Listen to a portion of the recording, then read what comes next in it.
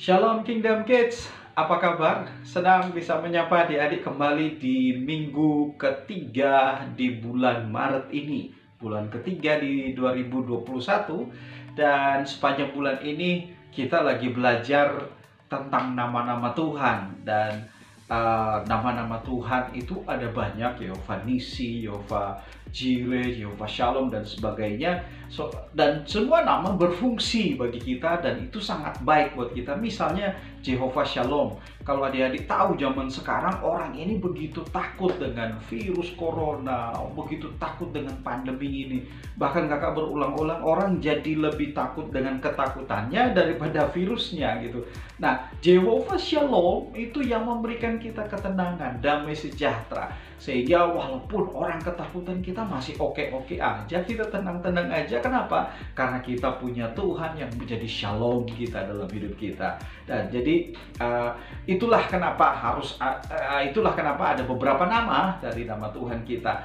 Kemudian kita juga belajar minggu pertama tentang Yesus sahabatku, ya kan? Dan minggu kedua kita juga belajar dari Kak Dian kemarin tentang Yesus adalah penghibur. Jadi kalau kita punya kesulitan, kita punya saat-saat sedih, tentunya ada saat-saat sedih yang kita hadapi atau kita alami, kita ingat bahwa Yesus itu sumber penghiburan dan kekuatan buat kita. Kita berdoa, Tuhan hiburkan aku, dan pasti Tuhan akan menghiburkan kita dan menguatkan kita. Dia sumber kekuatan kita. Dan minggu terakhir nanti kita akan belajar juga tentang Tuhan adalah gembalaku yang menuntun kita, dan seterusnya kita akan belajar itu. Tapi minggu ini, minggu ketiga ini kita akan belajar tentang hal yang sangat penting.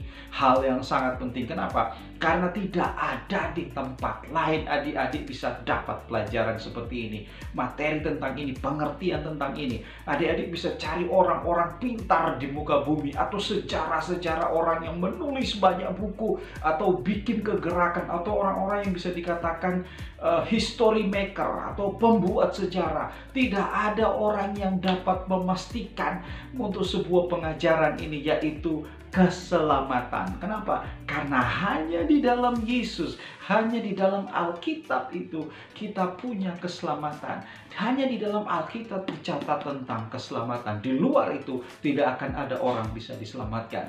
Karena kepastian keselamatan hanya ada di dalam Yesus Kristus Tuhan.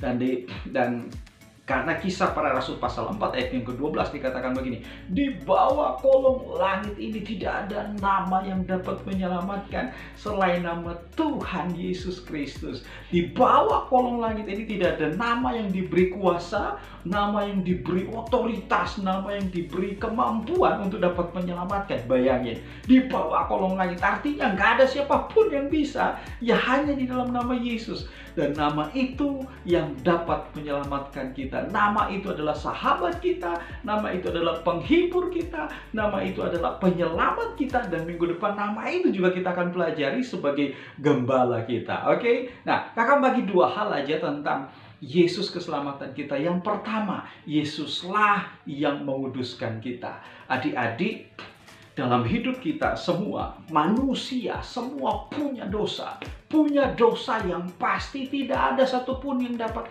menebus dosanya sendiri. Karena dosa semakin banyak yang kita punya. Tidak ada orang yang mampu untuk hidup benar, mampu untuk hidup kudus, mampu untuk hidup baik. Semua orang pasti mengalami kesulitan dengan yang namanya dosa.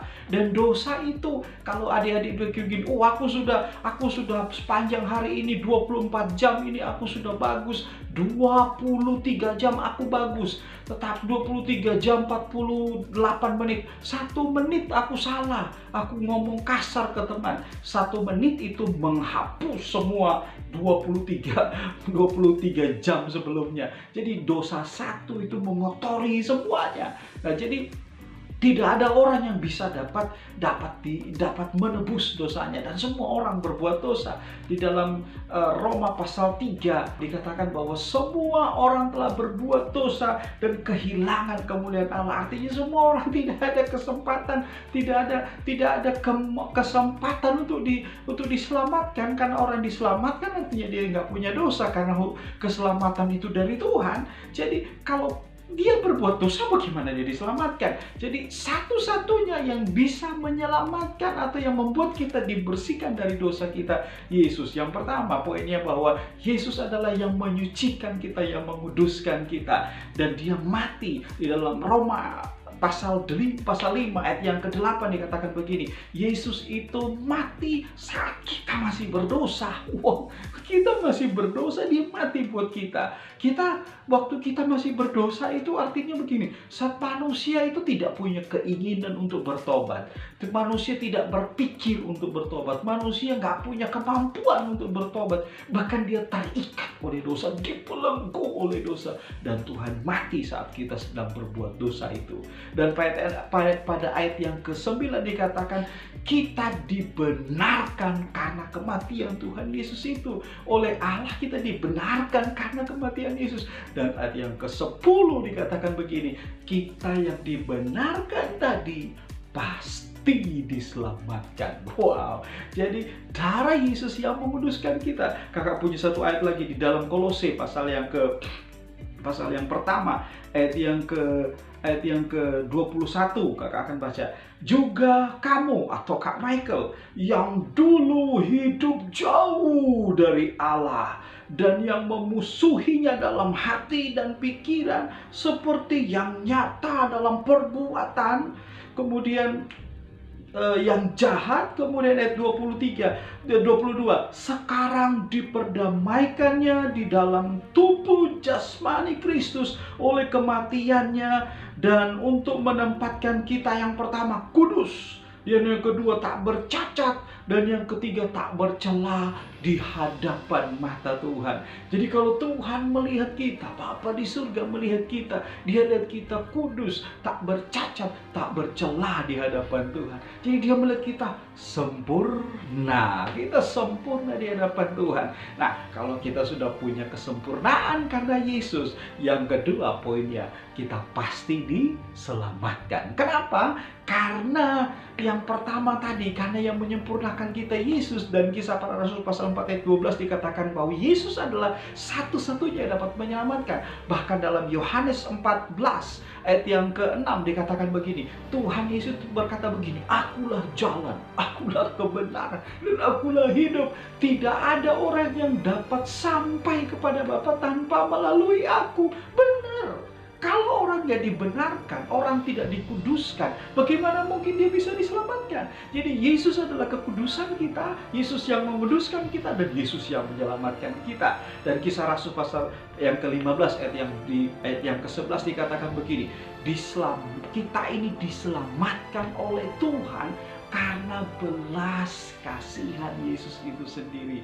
Kita tahu ayat hafalan kita setiap Natal, Yohanes 3 ayat 16, karena begitu besar kasih Allah akan dunia ini sehingga dia mengutus Yesus mati buat kita. Nah, itulah kenapa kita diselamatkan di dalam Tuhan. Jadi adik-adik, kalau hari-hari ini adik-adik punya sakit, hari-hari ini adik-adik mengalami kesulitan, hari ini adik-adik mengalami hal-hal yang berat dalam hidup adik-adik, percayalah bahwa Yesus adalah keselamatan yang dapat menyelamatkan adik-adik, membebaskan adik-adik dari sakit penyakit, dari ketakutan, dari kekhawatiran. Berdoa, minta sama Tuhan, dan lihat mujizat akan terjadi dalam hidupmu, sebab Yesus adalah keselamatan kita. Oke, adik-adik bisa lihat video setelah ini bagaimana gambaran Tuhan Yesus itu memberikan kematiannya itu menarik, memberikan hidupnya, dan kematian itu menarik setiap dosa yang dia ambil dari muka bumi. Jadi bukan cuma kita, semua orang dia tarik dosa itu dan dipakukan di kayu salib. Kemudian dia teriak, "It is finished," bahasa Inggrisnya, atau bahasa Indonesianya sudah selesai atau sudah genap. Sudah genap artinya semua kemarahan dari Tuhan, semua kegeraman dari Tuhan, semua kebencian dari Tuhan terhadap dosa, dia bilang sudah genap, sudah aku genapkan di kayu salib. Kemudian kita lihat setelah itu, dalam video itu kita memiliki kehidupan yang sejati yang kita alami saat ini. Di dalam Yesus kita punya keselamatan. Selamat menonton video singkat ini, dan Tuhan Yesus memberkati. Sampai ketemu di minggu depan. dan kita akan belajar banyak hal, belajar Yesus adalah gembala kita yang baik. Oke, shalom, Tuhan Yesus memberkati.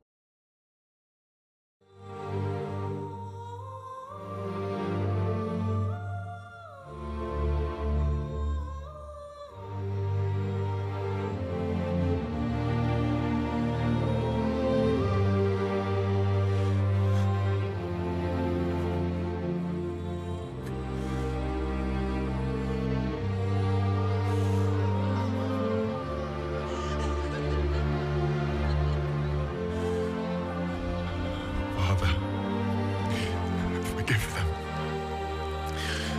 for they know not what they do.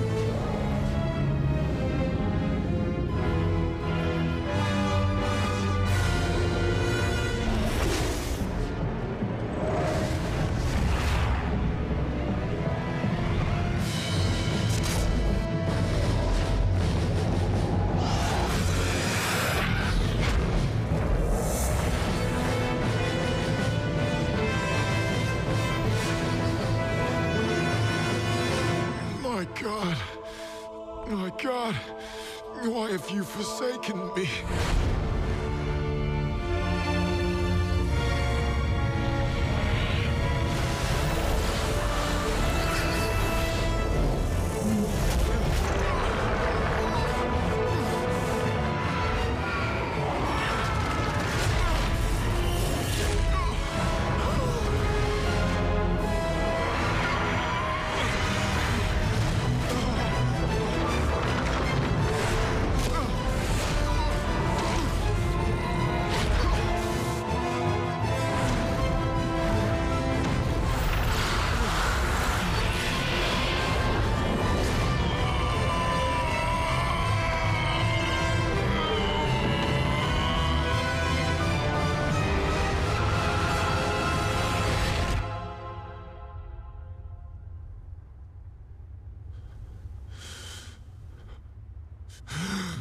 Finished!